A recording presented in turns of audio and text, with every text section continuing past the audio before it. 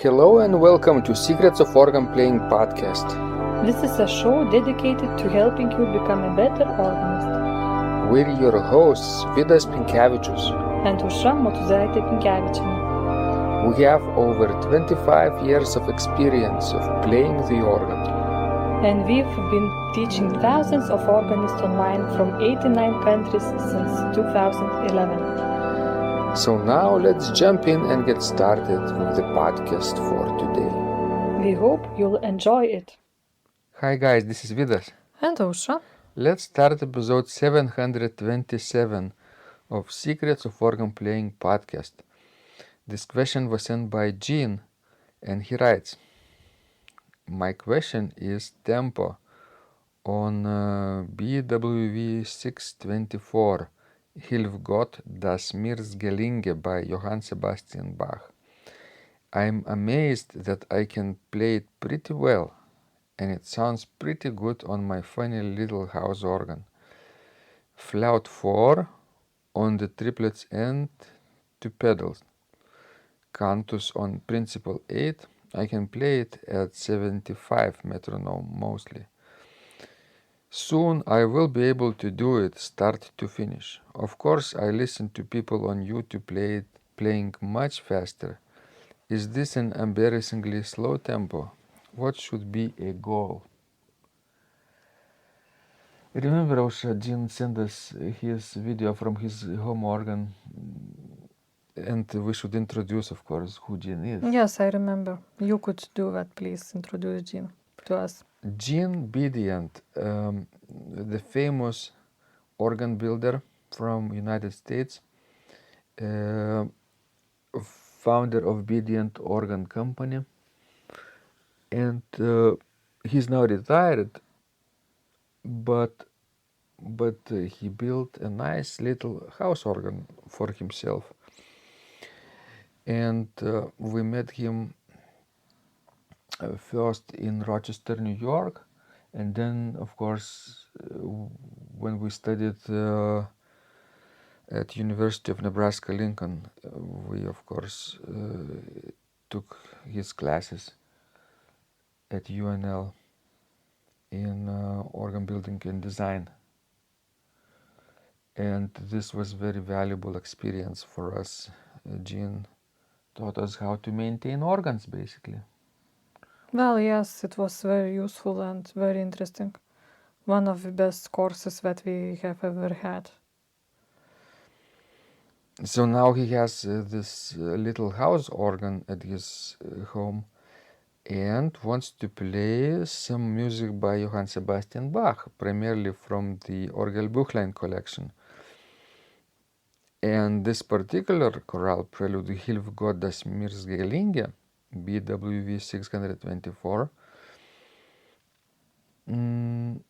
makes him question the tempo that he's choosing, because usually people play it somewhat faster, but he can only play it at 75 beats per minute. So, Aušra, remember and tell us what Jean should do.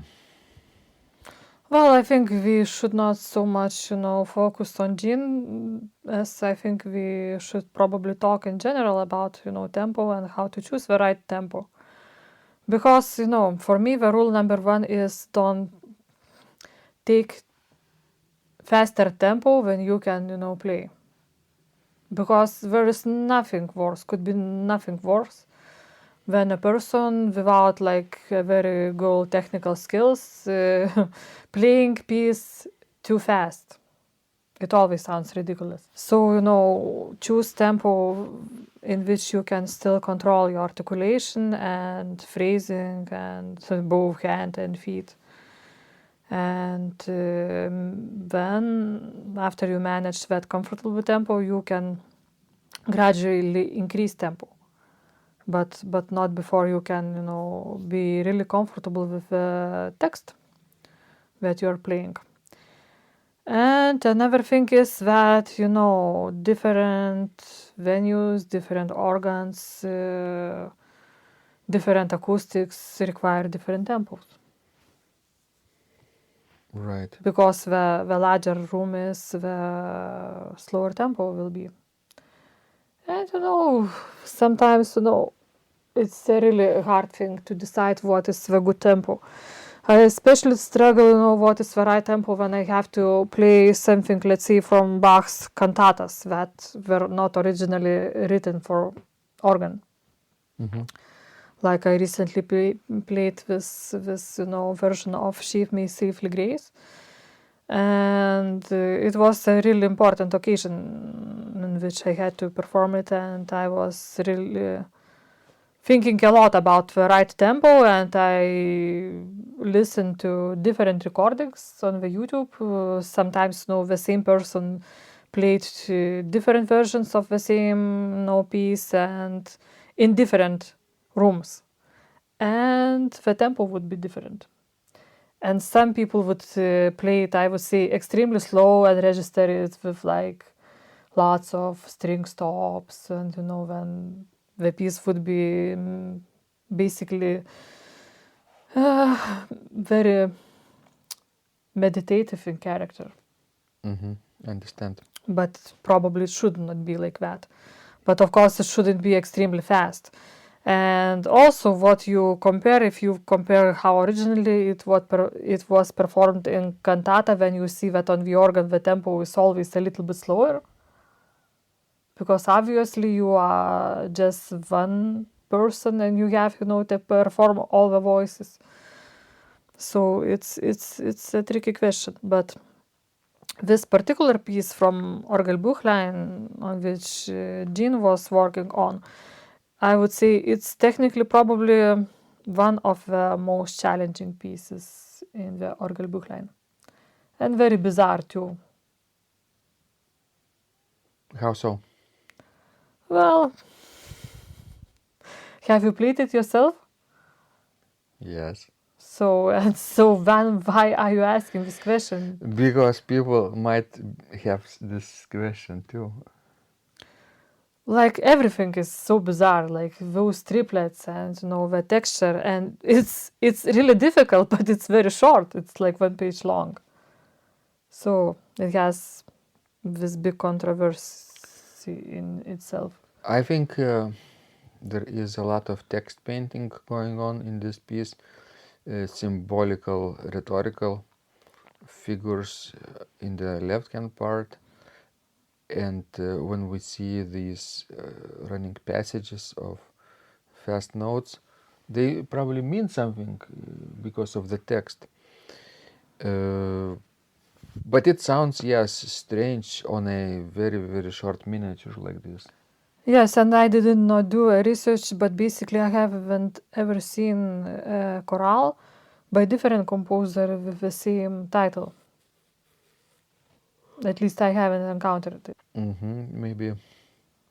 Maybe it's a unique title and chorale. So yeah, tempo is a funny topic to talk about, because obviously there are so many recordings to compare yourself to, and you might feel inadequate at times if you're playing too slowly, right? Or if you want to play this piece faster than others play, right? And you feel that you shouldn't because others are playing slower.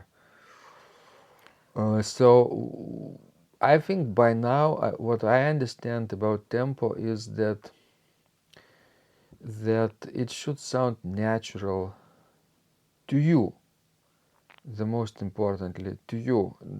Don't pay attention too much about how other people interpret it on the internet, yeah. And they might have their own reasons for doing so, and their own instruments and acoustics. And obviously, if Jean is playing this piece at home uh, on a little organ where every sound is in your face, basically, it's not only extremely difficult to play 1 page or 2 pages very clearly in a precise articulation and fast tempo at the same time, but it's also maybe unnecessary. Maybe you need to think more melodically than virtuosically, right? About this piece. Maybe you need to sing that line of fast passage. Yes, I think with this that you touched the most important thing. You said, the magic word sing. Because if your tempo is too slow or too fast, probably you are not singing what you are playing. Because if you will sing, either loud or in your inner voice, you will pick up the right tempo. Because it's all connected with singing each line, singing each voice, and especially of singing Cantus firmus. Because singing helps you to articulate, to take right breath in the right spot, and really it makes your tempo sound natural. Because if you will start singing and you will see that you are short of breath, it means you are playing too slowly. And if you cannot even sing in the fast tempo, it means that your tempo is probably too fast. Because some of those so-called virtuoso organ players, they could not sing what we are playing. Another funny thing about tempo, correct tempo, is we've had some students like this. If they're playing extremely slow or even with an uneven tempo, fluctuating tempo, and we asked if they like to sing, and they always say no. Yes. They never sing. So then what can I help? If person does not like singing, it seems like a hopeless business. Because in your instrumental playing, still you have to imitate the voice to some degree, right? You imitate other instruments like violin and trumpet, of course, but melodically speaking, you imitate the voice. Yes, because the voice is our natural instrument, given to us. And usually people who can sing cannot sing unmusically. Cannot play unmusically, right? Yes, if we are sing. Yeah, I have heard many concerts where, for example, a piece was played too slow or too fast. And, for example, I didn't think that was the right tempo for me, but if the person was singing in their head, I think that was okay. I can understand why they chose that, even if it's too fast or too slow for me, right? Yeah. So, I hope this was useful to Jean and others who are struggling with finding the right tempi. And of course, if you're interested in knowing more about Jean Bidi and his organ building tradition, go ahead and listen to our conversation with him on the podcast. He was one of the first guests on Secrets of Organ Playing podcast when we just started years ago. So this was very interesting and inspiring conversation too. I will probably insert a link in the description of this conversation to check it out for you as well. All right. Thank you so much, guys. This was Vidas. And Ausra. And remember, when you practice, Miracles happen. This podcast is supported by Total Organist, the most comprehensive organ training program online. It has hundreds of courses, coaching, and practice materials for every area of organ playing, thousands of instructional videos and PDFs. You will not find more value anywhere else online. Total Organist helps you to master any piece, perfect your technique, develop your sight reading skills, improvise or compose your own music, and much, much more. Sign up and begin your training today at organduo.lt and click on Total Organist. And of course, you will get the first month free too. You can cancel anytime. If you like our organ music, you can also support us on Buy Me a Coffee platform. Find out more at buymeacoffee.com/organduo.